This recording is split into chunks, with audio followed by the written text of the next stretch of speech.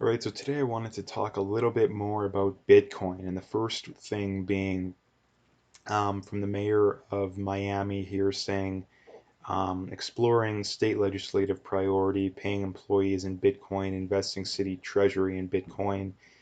We got it done. So he does post a video here. I'm not going to play it, but again, you can go check it out if you want.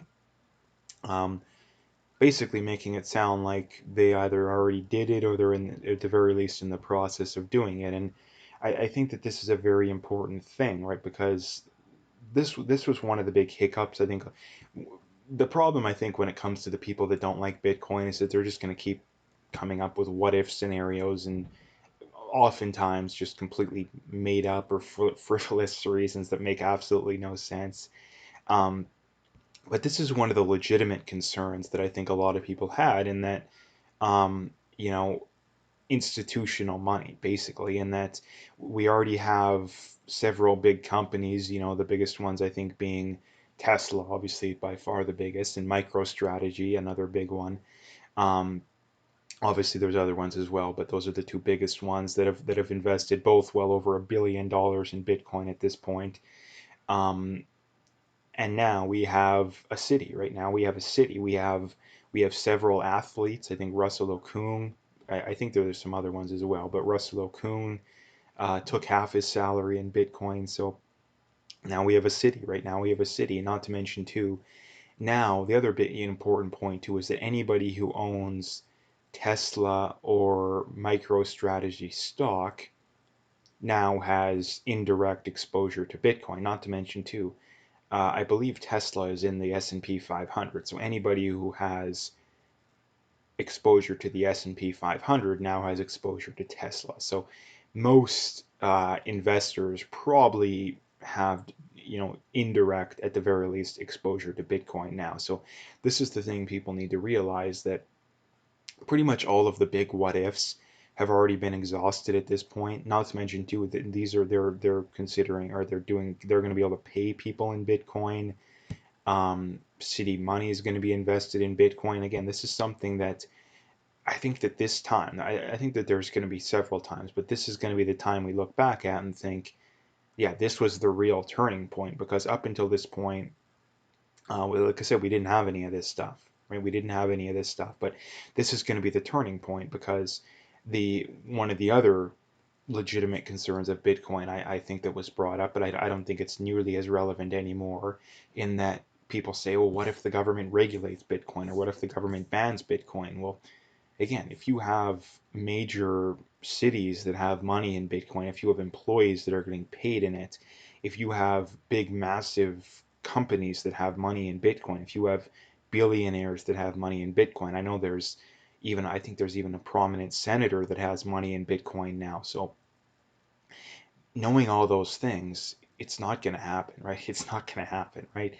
The horse has already left the barn, right? Like it's too late, in that, again, if the government wanted to do it, it's too late, because if the government did do it, then they're going to receive a lot of blowback, right? And they don't like that. And um, again, the Federal Reserve's not going to like it. The fiat money, they're not going to like it. They're definitely going to push back. But at the end of the day, I just don't see it happening, right? I just don't see it happening, because if it was going to happen, it would have already happened, right?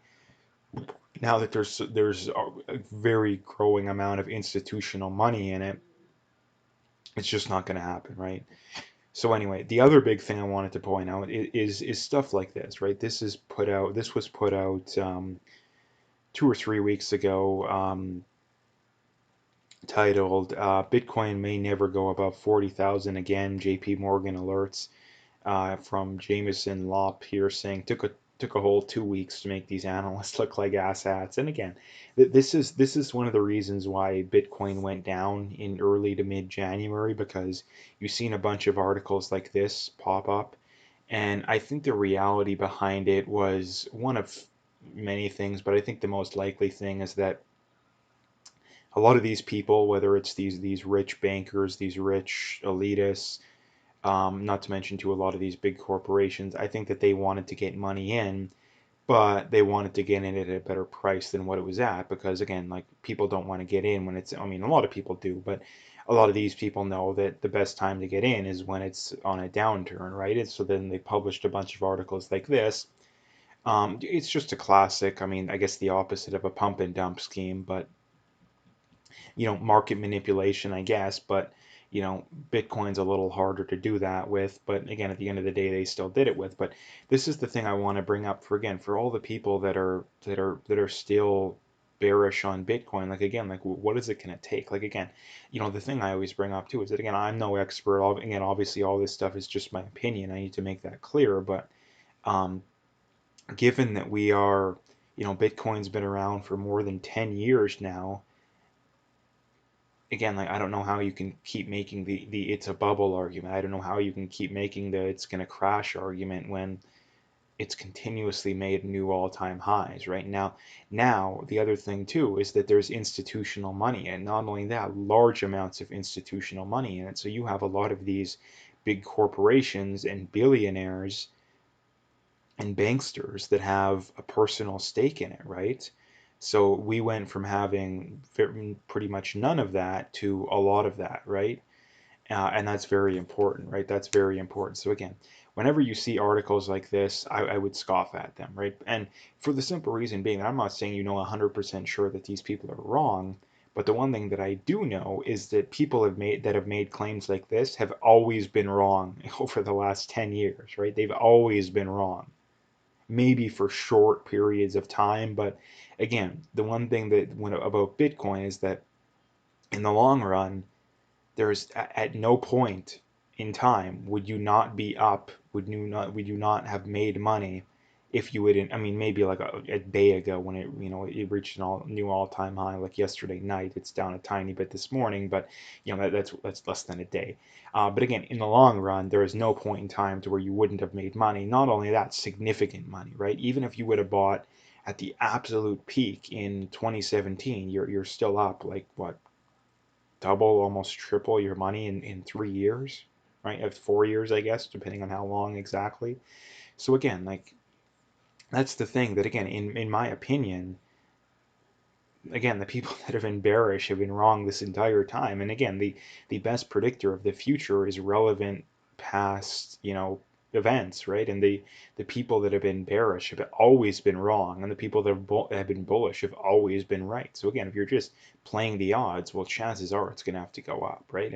And the other big thing too is that the supply is always going down, at least in the long run, right? So this is the thing that is the demand for Bitcoin doesn't even have to go up. If the demand for Bitcoin stays exactly where it is now, the price is going to keep skyrocketing. It's not going to go up hundreds of percent a year, maybe, but it's still going to be well into the double digits. Again, I've said for the long, or not the longest time, but for quite a while now that I think that in the long run, Bitcoin easily beats the market, right? The market being the S&P, whatever exactly you want to call that, right? I think the S&P averages about 10% a year.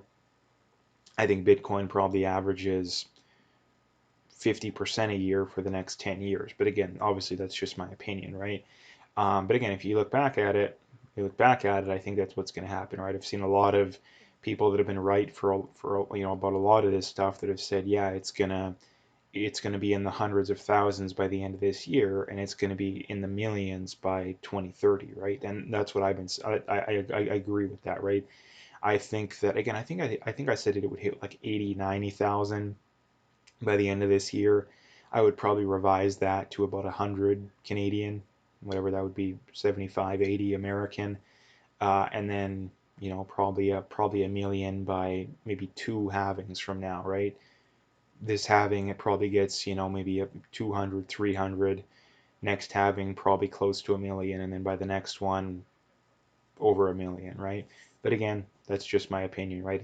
Things could change. Things definitely could change. But again, with the data we know right now, it's going to keep going up, and it's going to keep going up significantly. So uh, anyway, that's what I wanted to bring up today. If you liked the video, make sure you hit that like and subscribe if you haven't already.